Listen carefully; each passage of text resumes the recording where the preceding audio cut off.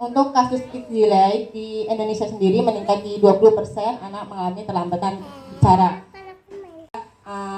Kurangnya kosakata di anak, kemudian sering paparan gadget yang terlalu sering sehingga tidak ada ketertarikan anak untuk komunikasi secara sosial di dalam diri anak itu yang namanya bahasa. Kalau bicara itu namanya untuk bicara sendiri itu dia melibatkan pita suara, kemudian melibatkan lidah harus ke belakang, penempelan gigi dan lain-lain. Bicara di mana anak tuh harus diverbalkan. Tapi kalau bahasa kayak misalkan nih, oh sepakat kalau kayak gini tuh anak tuh berarti mintanya minum. Jadi diambilin minum lah, itu bahasa. Jadi kalau mau takut dengan tinggi, terus kemudian nggak mau nyeker, jadi mengakibatkan apa sih namanya anaknya GTM atau tahu kan GTM? Gerakan tutup mulut, gimana nggak mau makan gara-gara orang tuanya terlalu bersih. Jangan kotor-kotor gitu. Jangan masukin jari ke mulut gitu. Jangan masukin mainan ke mulut kayak gitu kan. Itu sebaiknya kalau misalkan anak itu di bawah 1 tahun atau usia 9 bulan itu masih wajar karena dia masih masuk ke dalam molting, masih fasenya. Jadi lebih baik jangan dilarang, cuma kita sterilkan aja untuk alat-alatnya gitu, memastikan alat yang masuk ke dalam mulut itu ya steril gitu. Setelah itu ya kita cuci lagi. Nah, biasanya bagian ini itu bagian bawahnya komunikasi itu akan berpengaruh ke atas-atasnya. Jadi tumbuh kembang anak itu ibarat rumah yang bertingkat-tingkat.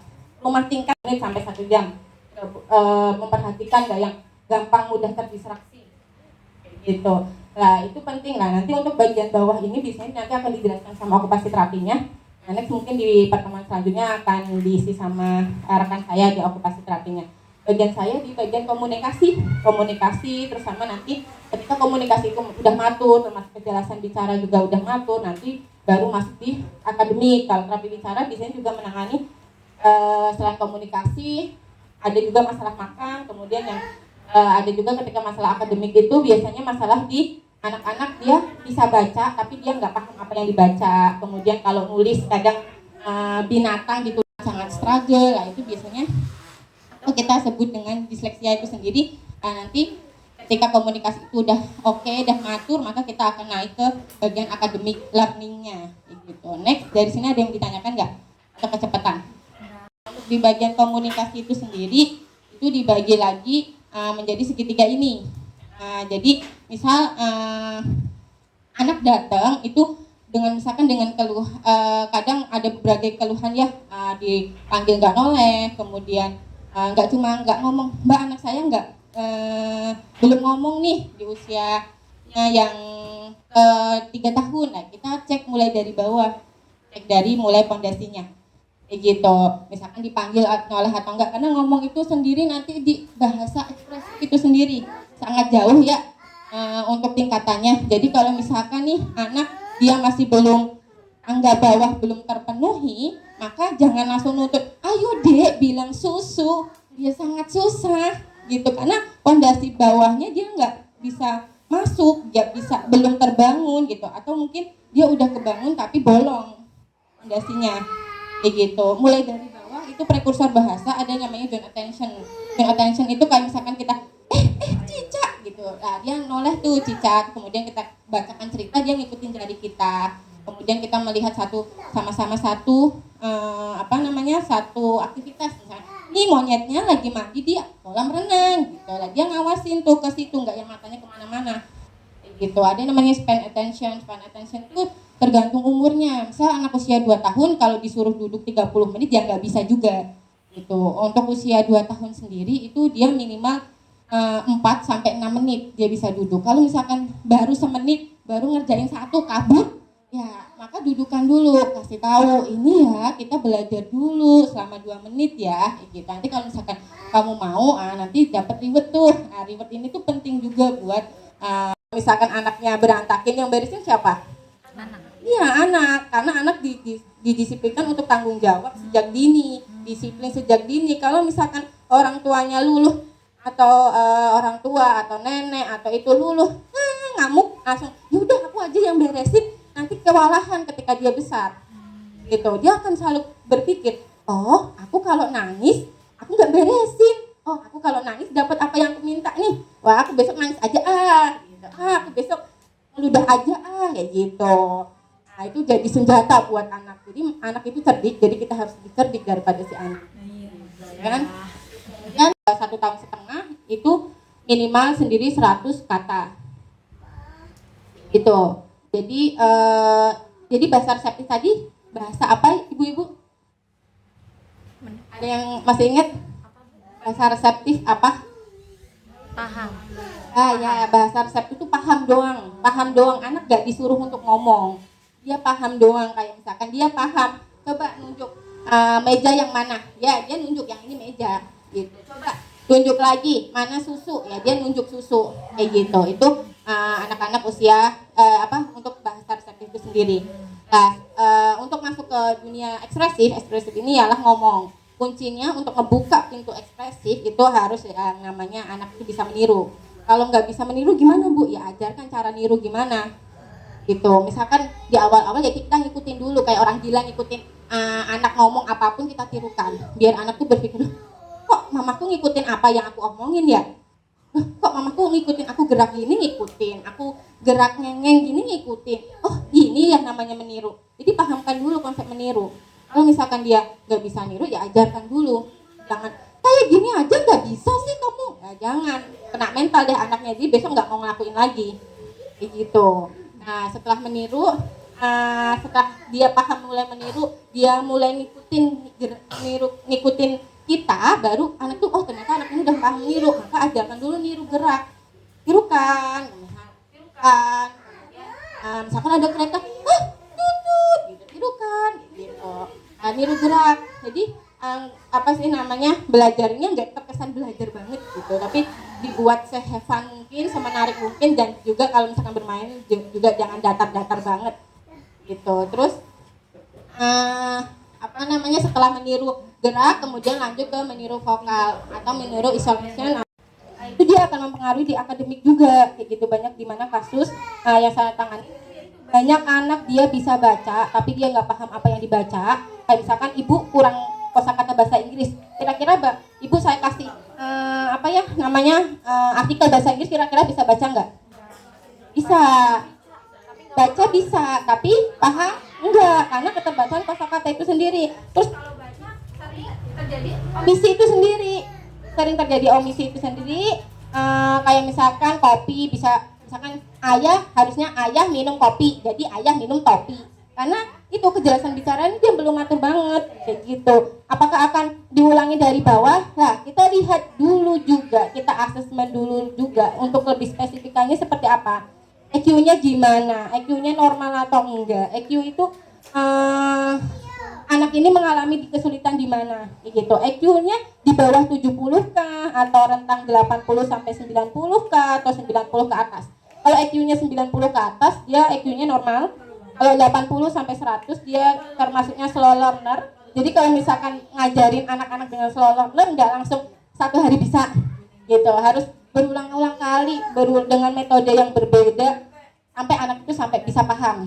Itu apalagi dengan anak yang IQ-nya di bawah 70, itu IQ AD, biasanya kita sebutnya intellectual disability. Gitu, anak MR.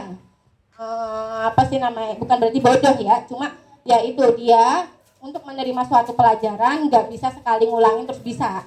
Begitu, itu perlu diasesmen lebih dalam, nggak langsung kita cek satu persatu gitu. Mungkin ketika di usianya 7 tahun itu juga ada kasus di mana usianya 7 tahun datang dengan keluhan kejelasan bicara, kemudian gurunya juga, apalagi guru untuk SD sekarang, untuk SD umum ya, itu tuh dia dinaik-naikin aja, walaupun anaknya belum bisa baca, ya udah yang penting naik gitu, ya kan, gitu. Jadi kan kasihan di anaknya sekarang.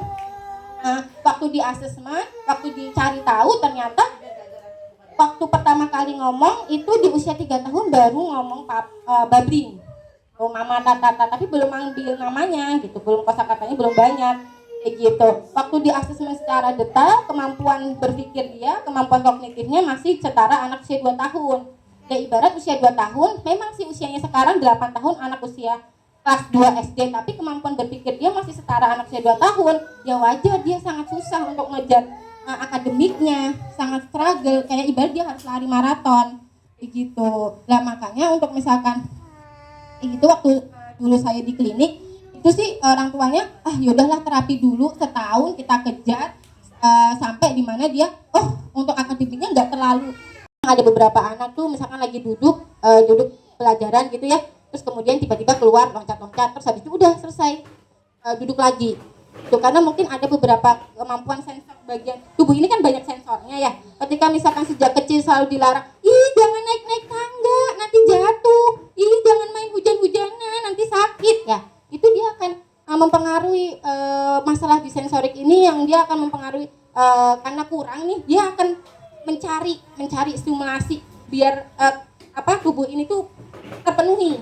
Kayak gitulah mungkin bentuk bentuk anak dorong kayak gitu tuh ada beberapa sensorik dia yang masih belum matang, entah keseimbangan dia atau mungkin dia dulu nggak merangkak langsung jalan. Kan ada sih beberapa anak yang nggak merangkak, masa udah jalan disuruh merangkak lagi, ya harus, karena ya itu dia akan muncul ke ada nanti pemenuhan sensorik yang kita di usia dia kita udah aneh nganggapnya. Kalau misalkan dia masih di bawah 2 tahun kita masih wajar, tapi kalau misalkan itu muncul di usianya yang udah besar tuh aneh, kayak kan misalkan dorong terus tiba-tiba loncat-loncat sendiri kayak gitu. Karena atau misalkan dia emosi bagian sensor kayak misalkan di bagian proprioseptif atau apa, dia pengen ininya tuh pengen dikeluarin. Nah misalkan dia mau ngedorong atau apa di rumah, misalkan bisa latihan lempar tangkap bola kayak, atau misalkan buat pemenuhan sensorik dia kayak gitu. Atau misalkan pada anak ADHD itu atau ada tahu